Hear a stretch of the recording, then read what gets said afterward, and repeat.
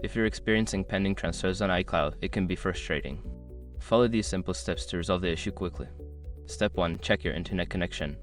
Ensure that your device is connected to a stable internet connection. A weak or unstable connection can cause delays in transferring data to iCloud. Step 2. Restart your device.